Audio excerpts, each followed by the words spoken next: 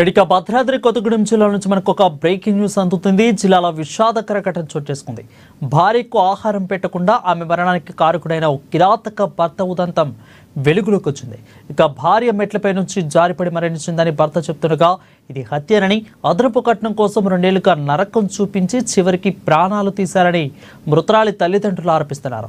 ఇక విషాద ఘటన అశ్వాపురంపేటలో జరిగింది. లక్ష్మీప్రసన్న మృతితో అశ్వాపురంపేట పిఎస్ ముందు బంధువులు ధర్నాకు దిగారు. లక్ష్మీప్రసన్న మరణానికి కారణమైన భర్తను కఠినంగా శిక్షించాలని డిమాండ్ చేస్తున్నారు బంధువులు. అయితే దీనిపై ఎవరైతే సమాచారం అందించేందుకు ఉపేందర్ మనకి అందుబాటులో ఉన్నారు. ఉపేందర్, చెప్పండి, అప్డేట్స్ ఏంటి?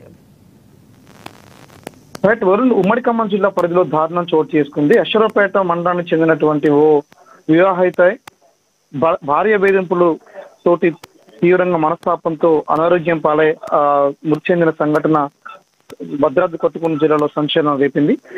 గదిలో గత 10 ఏళ్ల క్రితం కల్లూరు మండలానికి చెందినటువంటి ఒక వ్యక్తి, అంటే నరేష్ బాబు అనే ఒక వ్యక్తి అదే మండలానికి చెందినటువంటి మరో యువతిని పెళ్లి చేసుకున్నారు. పెద్దల సమక్షంలో కట్నం కూడా ఇచ్చి వివాహం జరిపించినటువంటి తరుణంలో ఆ వివాహం ఇచ్చిన తర్వాత ఆ వివాహితపై మానసిక వేధింపులతో పాటు శారీరక ఇబ్బందులు గురి చేసేవాడని చెప్పేసినటువంటిది ప్రధానంగా ఆ కుటుంబీకులు ఆరోపించారు. అయితే పెద్దల సమక్షంలో కూర్చొని పలుమార్లు మందలిచ్చినప్పటికీ ఆ సైకో భర్త యొక్క ఆలోచన స్థితిగతులు సక్రమంగా లేకపోవడంతో ఆ భార్యపై కూడా అదనపు కట్నం కోసం వేధిస్తూ సైకో భర్తలాగా మారినటువంటి ఆ వ్యక్తి తీవ్రంగా హింసించేసి చివరికి తనకు అస్థిపంజరంగా మారే విధంగా తనకి ఎటువంటి ఆహారాన్ని అందించుకోకుండా తీవ్రంగా నిర్బంధించేటువంటి సంఘటన సంచలనం రేపింది.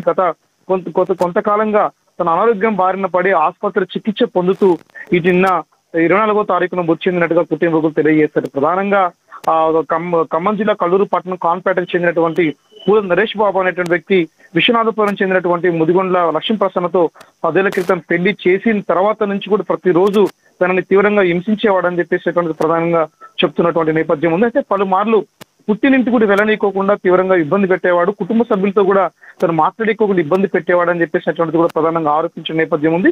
కొంత శారీరక మానసిక వేధింపులతో పాటు తను తీవ్రంగా హింస గురి చేసేవాడు అనేటువంటిది కూడా పలు పెద్ద మంది సమక్షంలో లక్ష్మీప్రసన్న భర్త గురించి చెప్పినటువంటి సందర్భాలు ఉన్నాయి. అయితే సైకోలోగా మారినటువంటి నరేష్ బాబు అతని ఎట్టి పరిస్థితుల్లో కుటుంబానికి దూరం చేయాలని చెప్పేసి కుట్ర పన్ని ఒక గదిలో నిర్బంధించి తిండి తిప్పలు లేకుండా కొన్ని సంవత్సరాల పాటు తరబడి ఉండడంతో పూర్తిగా అందమైనటువంటి శరీరం నుంచి పూర్తిగా అస్థిపంజరంలాగా మారిపోయినటువంటి దుస్థితికి ఆ వివాహిత వెళ్ళడంతో ఒక్కసారిగా ఆ వివాహితను చూసినటువంటి ప్రతి ఒక్కరు కూడా కన్నీరు మున్నీరుగా విలిపిస్తున్న నేపథ్యం కనబడతా ఉంది. అయితే లక్ష్మీప్రసన్న ఆరోగ్యం బాగలేదని చెప్పడంతో పాటు మెట్ల మీదకి జారిపడని తనకి మెంటల్ డిజబుల్డ్ అని చెప్పేసి అనేటువంటిది కూడా ప్రధానంగా కుటుంబీకులతో చెప్తూ తన యొక్క మాటలు దాటి వేస్తూ ఇబ్బందులు పెట్టేవాడు. ఆ తర్వాత కొన్నాళ్ళ తర్వాత ఎవరికి తెలియకుండా గుడ్చప్పుడు కాకుండా రాజమండ్రికి తీసుకెళ్లి ట్రీట్మెంట్ చేస్తున్నటువంటి తరుణంలో ఒక్కసారిగా ఇటీవల కాలంలో తన అనారోగ్యం పూర్తిగా క్షీణించేసి మృతి చెందడంతో కుటుంబీకులు కన్నీరు మున్నీరుగా విలిపిస్తా ఉన్నారు. ప్రధానంగా కూతురు పరిస్థితిని గుండెలు వెలిసేలా దూరించిన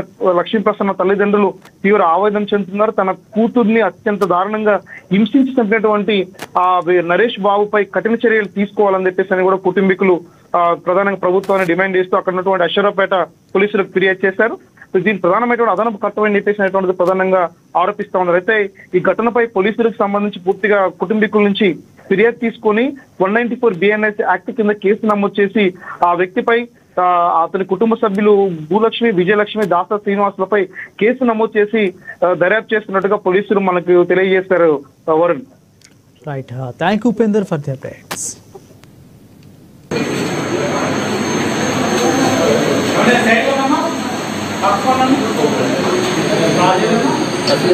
చూసుకున్నారా ఈ చెయ్యి